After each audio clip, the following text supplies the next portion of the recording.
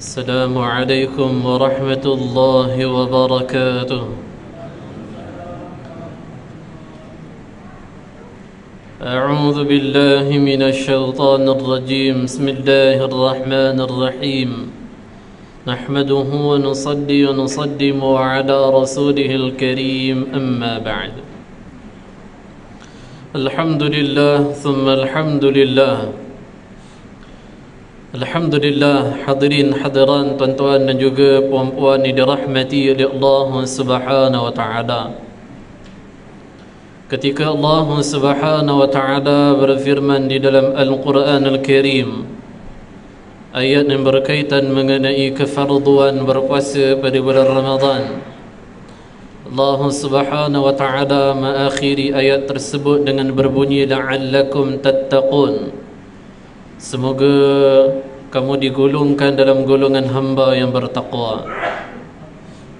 Al-Imam Al-Hafidh Ibn Asakir rahimahullah meriwayatkan di dalam karyanya Tarikh Dimashq bahwasanya pernah satu ketika Sayyidina Ali bin Abi Talib karamallahu wajhahu wa radhiyallahu ta'ala anhu, ketika ia menjadi Khalifatul Rabi', khalifah yang keempat, pernah Sayyidina Ali radhiyallahu ta'ala anhu bersama dengan rombongan sahabat yang terdiri daripada jemaah menterinya, mereka melakukan perjalanan menuju ke Syam. Bila sampainya mereka di Syam, maka perjalanan mereka lalu berdekatan dengan kubur.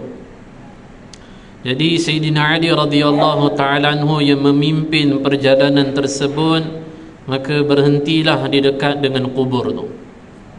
Kemudian Sayyidina Ali melihat ke arah kubur, kemudian Sayyidina Ali kata, ya ahlul kubur, wahai penghuni kubur, kehidupan kamu adalah kehidupan yang menakutkan.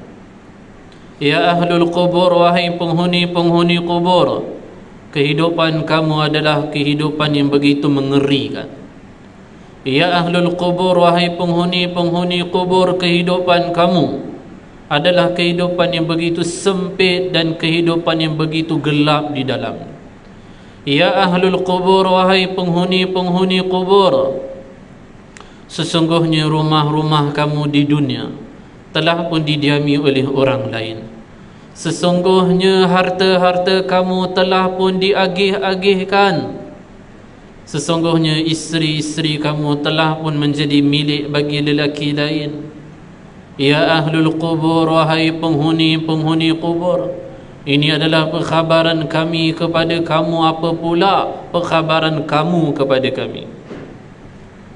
Kemudian Sayyidina Ali radhiyallahu ta'ala anhu melihat kepada jemaah kabinetnya atau jemaah menterinya, kemudian ia katakan, sekiranya Allah izinkan ahli kubur untuk berbicara dengan kita, menjawab apa yang aku katakan, nescaya pesan mereka kepada kita adalah satu je. Nescaya jawapan balas mereka kepadaku adalah watazawwadu fa inna khairaz zadi taqwa. Nescaya pesan mereka kepadaku, kepada kita adalah sebaik-baiknya bekal adalah ketakwaan kepada Allah. Jadi puasa Ramadan yang kita lakukan dalam keadaan kita menyempurnakannya, memeliharanya, nescaya kita akan mendapati kehidupan setelah kematian dalam keadaan begitu dimudahkan oleh Allah. Kerana Imam Ahmad meriwayatkan daripada hamba kepada Uthman ibn Affan radhiyallahu ta'ala anhu, ketika Sayyidina Uthman radhiyallahu ta'ala kalau lalu berdekatan dengan kubur, Sayyidina Uthman akan berhenti dekat kubur dan ia akan menangis sehingga membasahi janggutnya. Sehingga sahabat yang lalu akan tanya, ya Uthman, ketika kamu duduk dalam majlis perhimpunan bersama dengan Nabi sallallahu alaihi wasallam, Nabi sabdakan tentang perihal syurga dan neraka, tak pula engkau nangis seperti ini. Sayyidina Uthman ibn Affan radhiyallahu ta'ala mengatakan, sungguh aku telah mendengar Nabi sallallahu alaihi wasallam bersabda, bila matinya seorang di kalangan kamu, persinggahan yang pertama adalah kubur. Kalau dia mendapatinya dalam keadaan susah, habislah kehidupan setelah alam barzakh kubur, lebih susah dia akan hadapi. Tapi kalau dia mendapati kehidupan alam barzakhnya dalam keadaan dimudahkan, nescaya setelah persinggahan daripada kubur akan lebih dihadapi dalam keadaan dimudahkan. Jadi orang yang pelihara Ramadannya, menyempurnakan puasa Ramadannya, dia akan mendapati kehidupan yang begitu sejahtera, iaitu kehidupan bagi setelah kematiannya. Seterusnya, hadis yang diriwayatkan oleh Imam Al-Bukhari, hadis ini juga diriwayatkan oleh Imam Muslim. Nabi sallallahu alaihi wasallam bersabda, setiap amalan anak Adam untuknya. Satu kebaikan dilakukan oleh anak Adam, pahalanya akan dilipatkan 10 hingga ke 700 lipat kali ganda.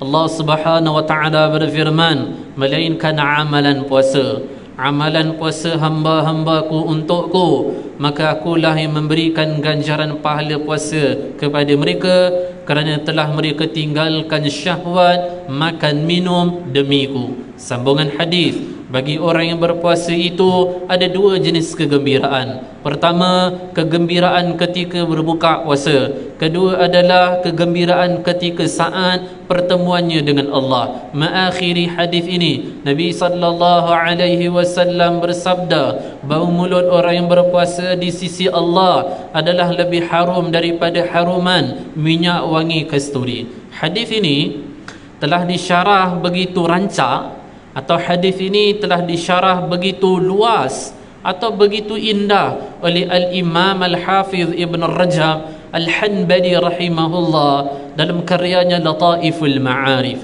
Bahkan hadis ini adalah hadis yang pertama sekali ketika ia membuka pembicaraan pembahasan berkaitan bulan Ramadan dalam karya ataupun dalam kitabnya ini. Hadis ini ada dua sisi. Pertama, perhatikan Nabi sallallahu alaihi wasallam bersabda, setiap amal anak Adam untuk dia. Satu kebaikan dilakukan oleh anak Adam, pahalanya dilipatkan 10 hingga ke 700. Allah Ta'ala berfirman, melainkan amalan puasa, kata Allah. Hadis yang sahih Bukhari Muslim.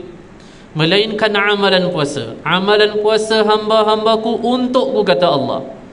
Aku yang memberikan ganjaran pahala pada mereka. Apa maksud hadis ini? Maksudnya adalah setiap amalan saleh, setiap amal ibadah, setiap amalan kebaikan selain puasa boleh diketahui kadar bilangan jumlah pahala berapa banyak.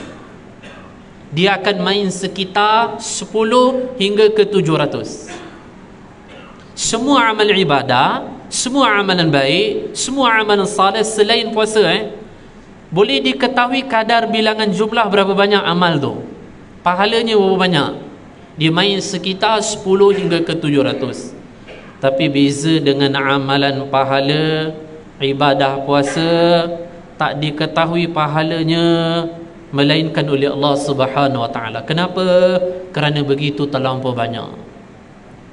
Imam At-Tabarani meriwayatkan Nabi sallallahu alaihi wasallam bersabda yang mafhumnya, kadar bilangan jumlah seorang yang berpuasa pada bulan Ramadan, kadar bilangan jumlah tersebut hanya diketahui oleh Allah Subhanahu wa taala. Jadi lubuk pahala tu terletak kepada amalan puasa khusus pada bulan Ramadan. Sebab tu mustahillah orang tu tak diampuni oleh Allah sepanjang hari-hari dalam bulan Ramadan dia menikmatinya. Ketika datang satu Syawal dia tak diampuni oleh Allah, mustahillah, tak masuk akal. Imam Ibn Jawzi rahimahullah menyebutkan dalam karyanya At-Tabsirah, sekiranya disuruh kepada ahli kubur untuk berangan-angan, nescaya ahli kubur akan berangan-angan saat ini untuk mereka dikembalikan di dunia untuk menikmati satu hari dalam bulan Ramadan. Jadi kita berada pada apa yang diangan-angankan oleh ahlul qubur. Mereka hanya tinggal angan-angan, tidak ada ruang, tidak ada peluang untuk mereka untuk menikmati bulan Ramadan. Jadi kita menikmati apa yang difaham secara hakikatnya nikmat oleh penduduk ahli kubur. Jadi manfaatkan kenikmatan yang begitu nikmat pada bulan Ramadan dengan memperbanyakkan amal-amal salih. Seterusnya dalam hadis tadi Nabi SAW bersabda, untuk orang yang berpuasa diberikan dua kegembiraan. Pertama, kegembiraan ketika iftar, ketika saat berbuka puasa. Jadi lumrah, standard lah, seorang menahan diri daripada makan minum setelah daripada subuh sampai maghrib. Bila dia dengar azan maghrib, dia seronok, dia gembira. Ini biasa lah. Yang tak gembira tu geng plastik hitam lah. Geng plastik hitam dia dengar azan maghrib, biasa je bagi dia. Tapi bagi kita, azan maghrib adalah azan yang ditunggu-tunggu. Luar bulan Ramadan, azan maghrib pun berkumandang je, tapi tak adalah ditunggu-tunggu. Maka Ibn Rajab Al-Hanbali rahimahullah kata, maksud hadis ini, gembiranya orang berpuasa ketika iftar. Kenapa Allah campakkan kegembiraan tersebut? Kerana dah dibolehkan makan ketika waktu tersebut. Yang kedua, sisi pandangan lain, kenapa orang yang berpuasa tu gembira ketika iftar? Dia gembira kerana Allah telah bantu dia, Allah telah beri kekuatan pada dia untuk dia menyempurnakan puasa pada hari tersebut. Padahal waktu siang hari tu hampir-hampir dia minum air kosong, hampir-hampir dia nak buka puasa dah, tapi dia sabar. Akhirnya alhamdulillah disempurnakan puasa sampai azan maghrib dan dibolehkan untuk makan. Sebab tu dia gembira kerana dia telah dibantu oleh Allah. Ataupun dua orang umur sama, dua-dua 60, seorang puasa lagi seorang dah tak larat lah. Ataupun 70 tahun, seorang 70 tahun puasa, lagi seorang ada macam-macam penyakit tak boleh puasa. Seorang 80 tahun puasa, lagi seorang tak. Maka hak 80 tahun, 60 tahun, 70 tahun yang puasa tadi tu, ketika iftar digembira. Kenapa?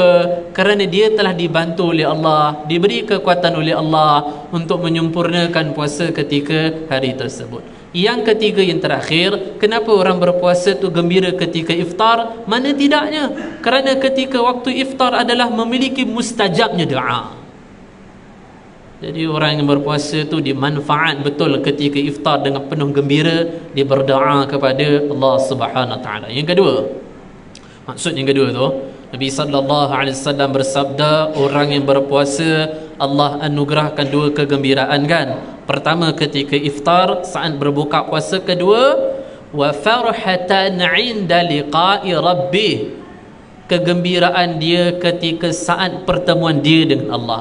Apa maksud hadis ini? Maksud hadis ni, barang siapa memelihara puasa Ramadannya, barang siapa telah menyempurnakan puasa Ramadannya, maka amalan puasa pada bulan Ramadan ini mencegah dia daripada mati su'ul khatimah.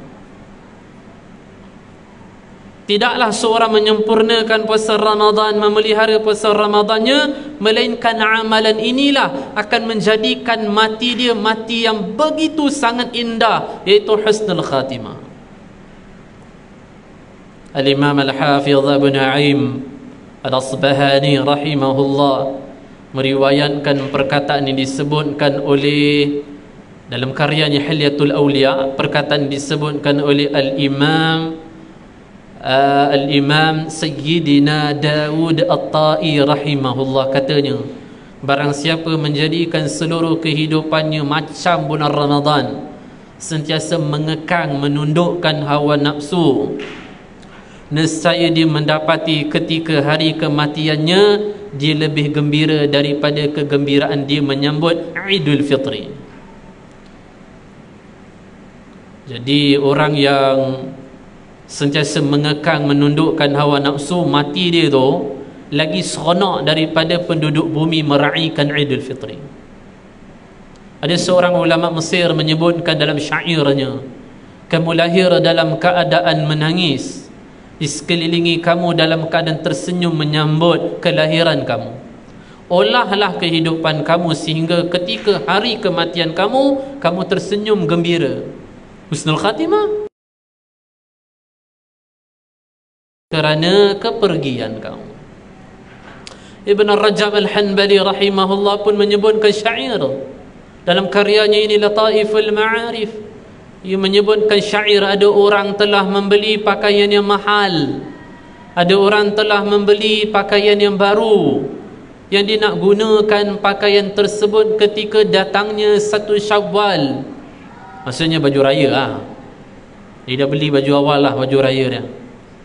Dia dah beli dah baju raya mahal kot, baru, baju raya ni baru. Dia nak difikir ketika datang 1 Syawal dia akan pakai baju raya ni dengan hati yang gembira. Ternyata bila datangnya 1 Syawal, pakaiannya adalah kain kafan.